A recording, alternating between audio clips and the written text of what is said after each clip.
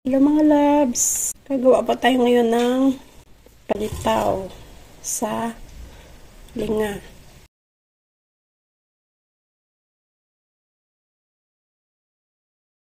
Meron po tayo ditong glutinous rice. Tagyan pa natin ito ng tubig.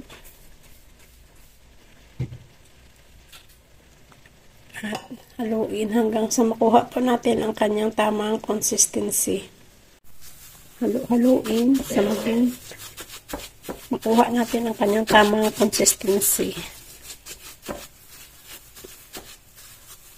Yung tipong hindi na po siya dumidikit sa kamay kapag bibilogin na po natin ito. Yan na. Kukuha lang po tayo ng tamang dami at bibilogin natin para sa ating preparation sa kanyang pagluluto.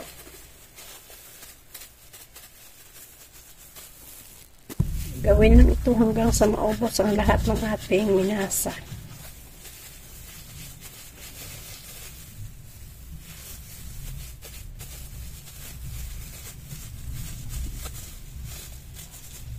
Ayan, yun naman, maghanda naman po tayo sa ating paglulutuan ito sa kanya.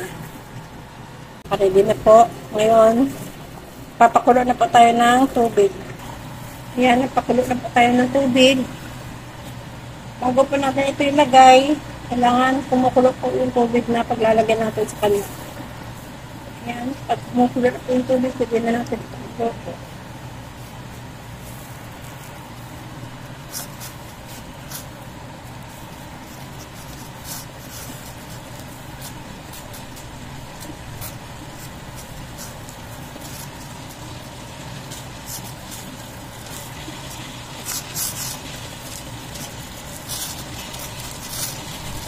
Lalaman po natin sa pagluto na po siya kasi nililitaw na po ito sa tubig kaya siya ay tinatawag na palitaw.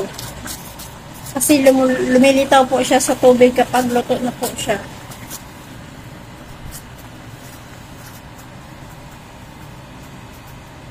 Nakikita niyo naman.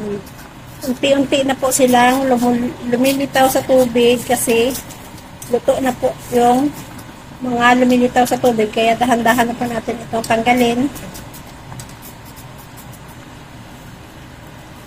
Maluluto po sila ng mga around 10 minutes sa kumukulong tubig. Yun, tatanggalin na po natin sila isa-isa.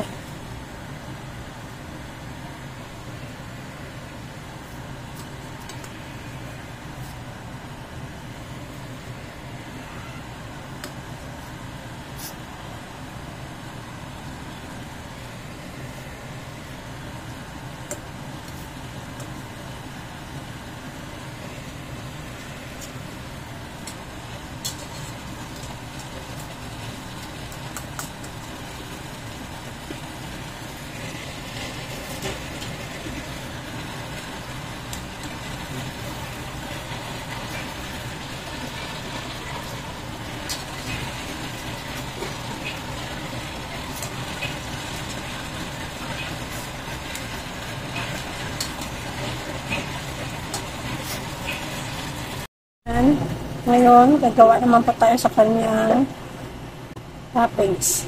Mix po tayo ng ating sesame seed or linga sa ating asukal.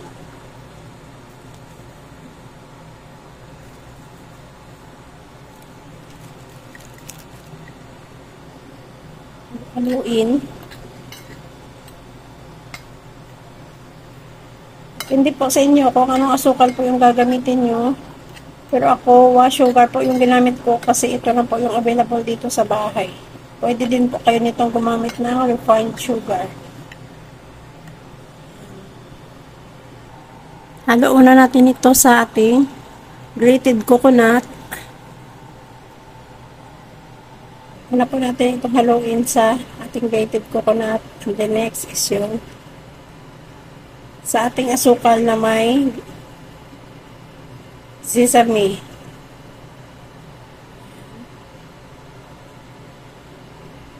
Ganun lang ang paggawa ng ating palitaw sa linga. Ganun lang po kasimple. Ganun lang po kadali.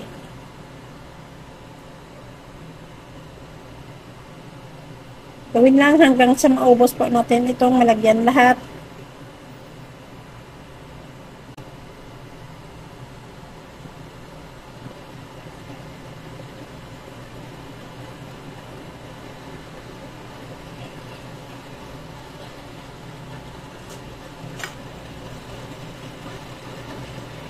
Fresh grated coconut nga pala yung ginamit ko dito, kaya medyo malaki po yung kanyang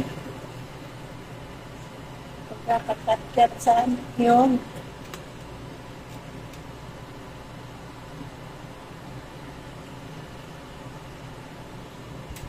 And this is our palitaw sa linga. Tara guys! Let's eat! Let's enjoy! Thank you for watching! Bye-bye!